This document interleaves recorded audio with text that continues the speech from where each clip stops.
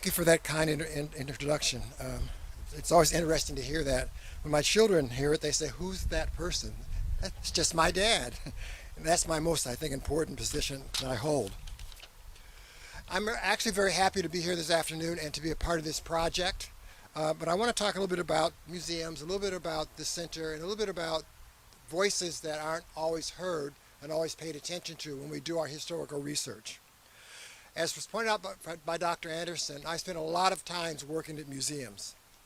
And one of the things we talk about an awful lot when we're doing exhibitions is the issue of what we call provenance. And provenance is the idea of where did this thing come from and why is it important? Why do we want to collect it and make it a part of our museum? And we look at it in terms of trying to decide what aspect of its existence, what aspect of its life was really the thing that made it very important, made it significant and worthwhile for our collecting. And what are the stories that are connected to it that for us will resonate for visitors? And that decision, I think, really is an important one that guides where we go on these things. And it is a very important one, and one that we have to look at very carefully. Also, it is the idea of what is the material culture that connects with this story, and how do we really begin to work with it. And let me give you a sense of how this works and how making that decision sometimes can lead us in a direction that may not be the best one for the story we want to tell. At the National Museum of African American History and Culture, there is an exhibition called Slavery to Freedom, a large stone. And this stone was located in a town called Hagerstown, Maryland, which is just outside of Washington, D.C. And on that stone for years and years and years was engraved this wording. It said, General Andrew Jackson and Congressman Henry Clay spoke on this slave block in Hagerstown during the year 1830. And that was what made it notable. This is why Hagerstown made sure it was not harmed and why it stayed in the middle of the town as a very important keepsake. What it didn't do was to recognize the larger question of what happened on that slave block when these two people weren't talking. It doesn't talk about the individuals who were sold on these blocks. It didn't talk about the families that were broken apart, the husbands that were separated from their wives, the parents separated from their children, and what was the life like for them as a consequence of their standing on this slave block. And I think this point of view is an important one for us to keep in mind, an important one that often gets put to the side and not focused on, I think, in the best possible kind of ways. And I think this is also very typical of the way that the African American voice, the voice of the enslaved, has been treated in our history, that their stories have been sort of left out and not made an important part of the focus of that history. And so let me explain to you exactly why this is the case, at least in one instance. For many years, the understanding of enslavement in this country was dominated by historians who had a very particular perspective about what slavery was about. Most of them were Southerners and individuals who were at least sympathetic to a Southern point of view about the institution of slavery. As a consequence, they interpreted slavery from a particular perspective. They looked at it not from the viewpoint of those who were enslaved, but more so looked at it from the viewpoint of the people who enslaved those individuals, outsiders who were looking in on the institution, not a part of it directly. This grew out of their approach of these scholars on their research and their analysis of that research, because they drew primarily on this research on sources produced by slaveholders and people who were very sympathetic to the institution of slavery. They looked at their records, they looked at the books they had written, the diaries, the speeches, and autobiographies that were written by people who were enslavers. They also looked at newspaper articles, congressional presentations, observation by travelers, and also observation by foreigners who'd come to this nation. And these views ranged from seeing slavery as a necessary evil to arguing that it was a positive good. They argued that slavery was a net benefit for the enslaved. And it brought to them, as a result of being enslaved, it brought them from an uncivilized heathen life in Africa to a much more civilized rescue here in the United States, where they were no longer subject to the barbarism of life in Africa. For them, life as an enslaved person was a positive thing. They were given food, clothing, and shelter in exchange for their labor. Also, they argued there was genuine affection between the enslaved and their enslavers. They were like one large happy family on the plantation. Slaveholders, of course, were the parents, and the enslaved were the children who needed guidance from these parents. They needed guidance sometimes in terms of direction, but sometimes also correction or punishment to remind them of their proper role and how they're supposed to behave within this institution. In the mind of these individuals, of these slaveholders, those who were enslaved actually preferred to be enslaved, and that they knew that they would not survive very well if they were not under the guidance, under the tutelage of the enslavers. In fact, they argued that the enslaved were happy to be enslaved, that the institution of slavery was something that they enjoyed and found very comforting and very warm for their lives. Now, I will not suggest that all scholars accepted these ideas put forward by enslavers, but what I will suggest is that the slaveholders' point of view had a major impact on how historians perceived slavery and enslavement. For them, this institution was not a blight on American society, but rather it was a rather painful but necessary system in which the enslaved benefited from being a part of it, and everyone in society benefited as well. The most articulate of these scholars was an individual by the name of Aldrich B. Phillips, who was born in Georgia. He was trained at Columbia University and got his PhD at that school. His writings actually dominated the perspective of slavery and enslavement for most of the first part of the 20th century. His writings praised slave owners and denied that they were brutal or that they were heartless. He thought that they were doing a service for the nation, for those who were enslaved. As I said earlier, he believed that the system of slavery provided adequate food, clothing, housing, medical care, and training in modern technology at the time, farming and the like, for those who were enslaved and brought over from Africa. The plantation, in his views, was a school which helped civilize the enslaved and made them better fit into American society. The problem, though, is that this was a school that no one graduated from. It was a school for life that one was bound to forever. He employed, in doing this, what he called a social scientist approach to history. That is, he would go at it as though he were a scientist looking for hard facts, hard information, hard evidence sources in order to support his point of view and to show that what he was talking about was exactly on target. In doing this, he emphasized the use of written materials, their authenticity in his point of view. Consequently, he downplayed the writings of others who were writing during this time period, people like Frederick Douglass or Harriet Tubman, who he argued were doing propaganda, who were writing their narratives as a way of highlighting the cruelties they said of slavery and overlooking all the positive aspects that were part of that institution. Phillips, as a consequence, for years stood as the dominant voice on slavery and about how it worked in its role in American society. And his voice actually blocked out the ideas, the concepts, the writings of others who are offering an alternative point of view, especially African American historians and scholars who were writing at a similar time. People like George Washington Williams and W.B. Du Bois, both who argued that the exact opposite of Phillips about slavery. They assessed slavery, they said, that it was an oppressive, humiliating experience for those who were enslaved, that the enslaved were not happy, and they would have preferred freedom over slavery. So these were points of view that were at odds with each other, and certainly Phillips had the floor. He had the view of most individuals, given he was trained at Columbia, had a PhD, and was doing all this writing that other scholars were supporting and going forward with. It's almost by accident that a countervailing point of information and ideas began to come to the forefront to help change the way that historians thought about this concept.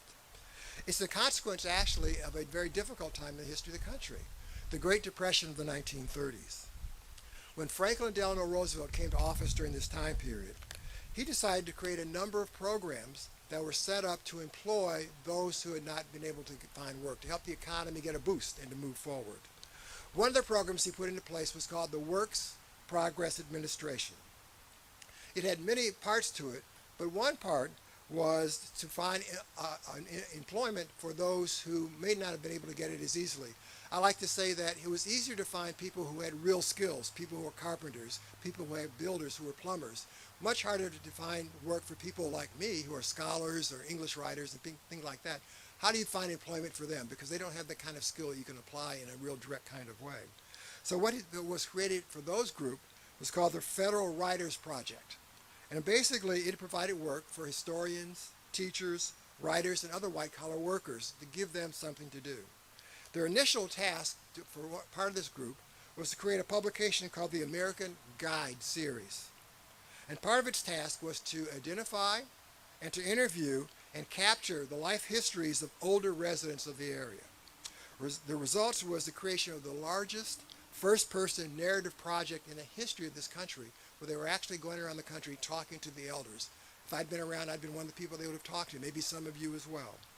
As part of this work, they were also encouraged to talk to African Americans, older African Americans, to capture their stories as well. Eventually, as they did this, they came to an interesting realization. They came to realize that many of these people who were being interviewed, these older African Americans, were formerly enslaved people who were sharing their experiences under the institution of slavery. And this led to the formation of what was called the Slave Narrative Collection Program. Thank you. Yes, sir. Okay. I've been in big trouble that got away. The program, in the end, collected 2,300 interviews of African Americans. And these became the core of a program, of a collection that went forward. They added to this collection other interviews that had been done earlier by other HBCU places, such as Fisk University, Southern University, and Kentucky State College. As a consequence, these slave testimonies, as they were called, they offered I think, an alternative to the point of view of UB Phillips. And they were collected and put together in a group of writings and saved for future generations. Now, it's actually interesting that they were saved, because when the program ended, they were not quite clear what to do with these interviews, where to put them, what to do with them.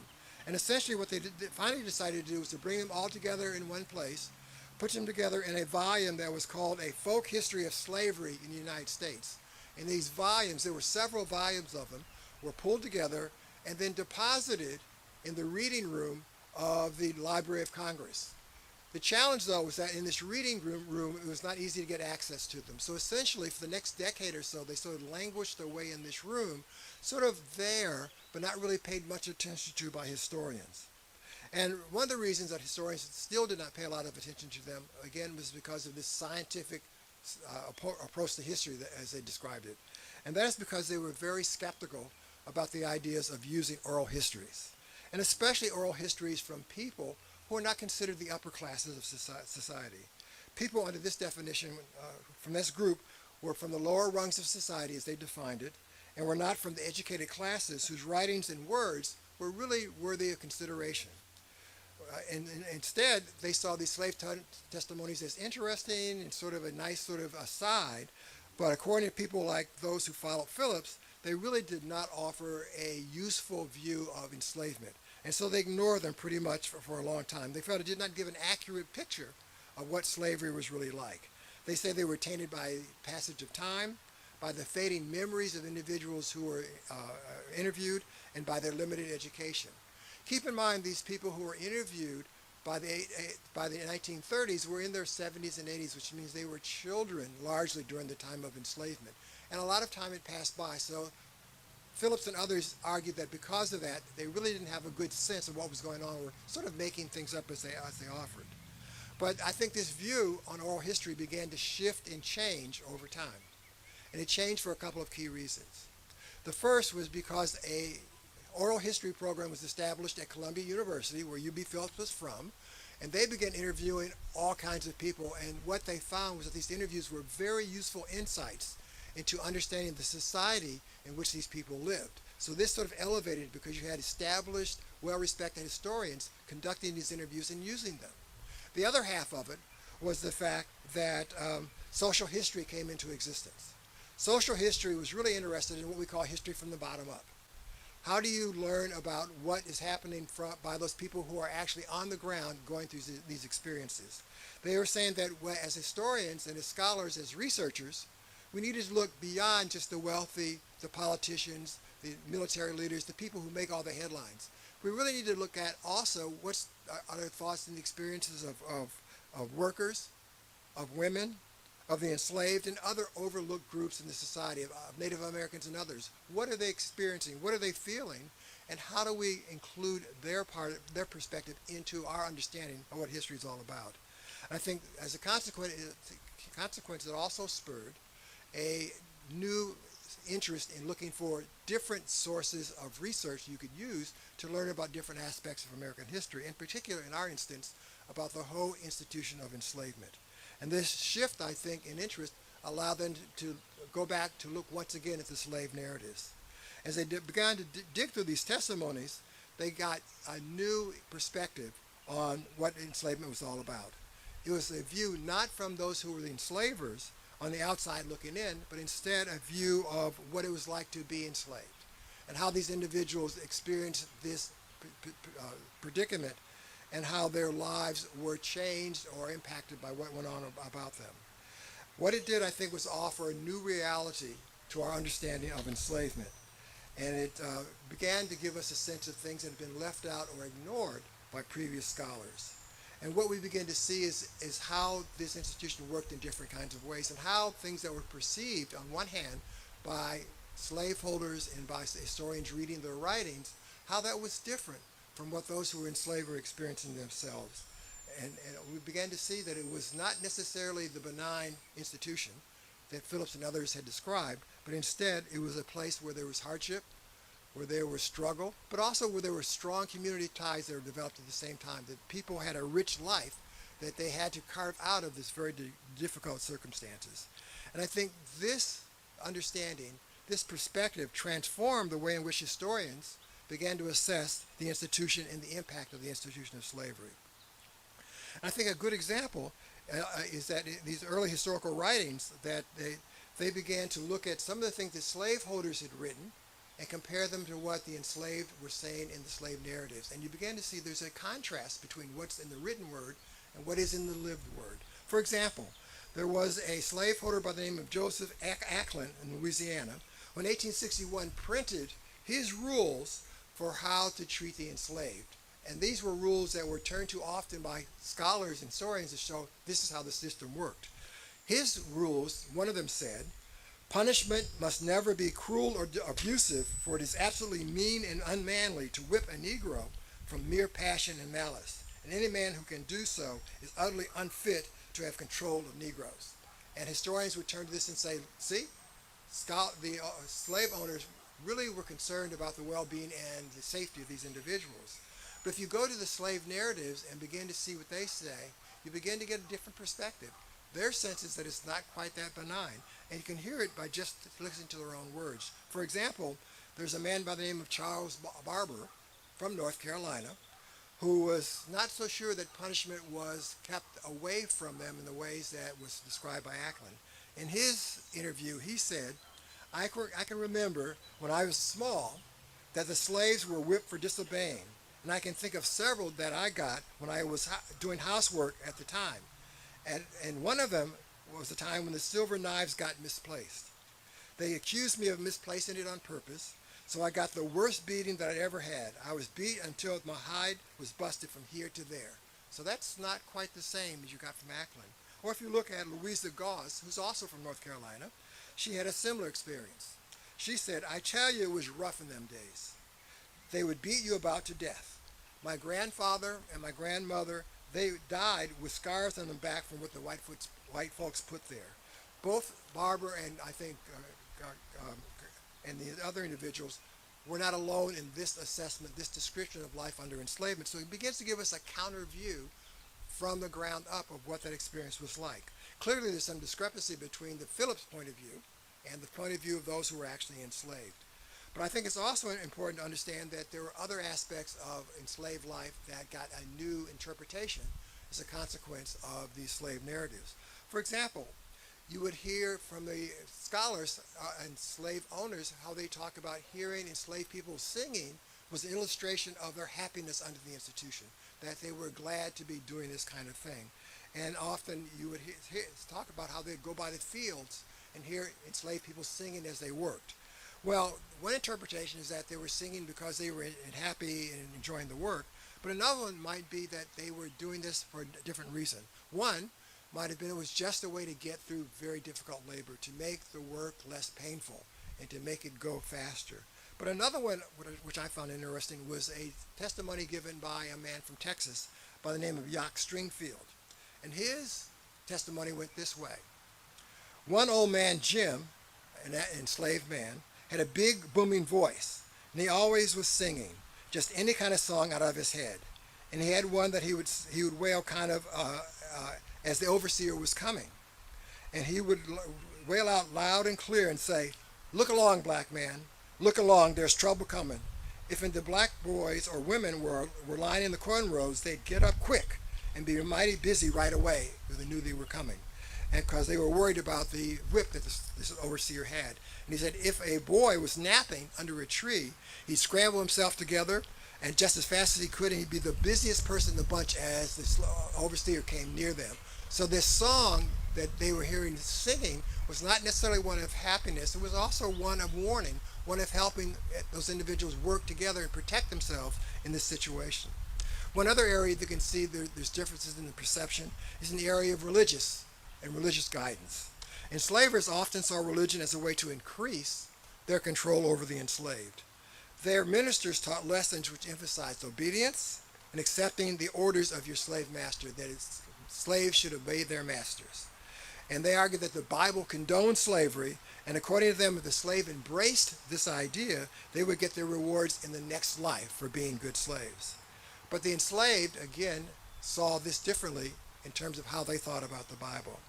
While they would respond appropriately in front of the enslavers, and they would go to services and they would quietly sit in the back and nod and as though they were in agreement, what they took from the Bible and from the words of the Bible were much different from what the enslavers thought they were getting. For them, religion was not to reinforce a sense of inferiority or of acceptance of their plight, but instead religion provided a way of navigating their present condition in the hopes of something better either in this life or in the next life. And this was evidenced in the way they practiced their religion away from the sight of the slaveholder. They did not pray the same way as they did in front of the white ministers, and did not pray the way they were instructed to. Instead, they had a different perspective, a different way of going at it that they included. And again, I turn to the slave narratives. This is from Millie Smith from Texas. And what she said is, we slipped off and would have prayers and didn't allow the white folks to know it. And sometimes we would hum religious songs low, like when we were working. It was our way of praying to be free, but white folks didn't know it. So I think the real importance of the picture we gain of slavery from the narratives is an alternative view of the institution that was provided for so many years by scholars like Phillips. These interviews caused us to question old interpretations of slavery and to begin to offer new, richer perspectives on that institution. And I think it became the basis for revised interpretations about the experience of enslavement. And the views, I think, also included a sense of the system from a viewpoint that the enslavers had not been able to bring to the story. It no longer depicted the enslaved as helpless, childlike, and better off under enslavement, but also put to rest the myth that the system was not harsh or oppressive, or that the slaves did not mind being enslaved. They did not want to be enslaved. They wanted to be free. These are all perspectives and emotions one might expect of any human being who was being deprived of their freedom and their labor under this system. But this had been denied largely by earlier scholars who refused to give the words of the enslaved credence and acceptance in their work. I think what we can learn from this is that the slave narratives helped to revolutionize how scholars and the nation thought about and described the institution of slavery. It illustrates how important it is to look for and give credence to less traditional sources of information, and how important it is to dig deep and to seek the perspectives of wide members of a community who might see history of an institution, of a historic place, or of something differently than those who are on the outside. It's not only asking who lived at a certain time and place, but also asking who built this place, who cared for this place, who lived here during this time, or who were important players in its evolution and development. I think just this simple extra step can make a great deal of difference in terms of our perspective and the interpretation that we offer to history and to historical places. It allows new voices and experiences to be heard and included in the decision-making process about what stories do you include, what stories do you tell. And this is not just true about African American voices. There are other voices that need to be included in this conversation.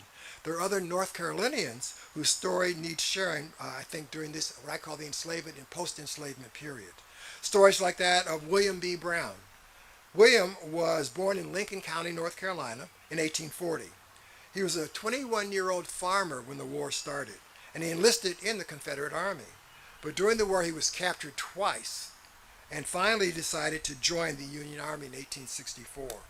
We should know his thoughts and his feelings and how his thoughts evolved over time as a consequence of his experiences.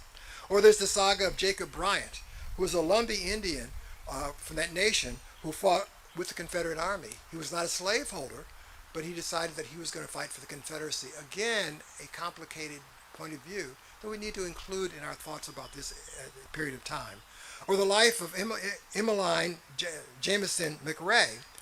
She was married just at the start of the war, but her husband died during the Civil War, and she eventually became a spy for the Confederacy. What is more important is that it begins to allow other voices to be a part of the story, the voices of women.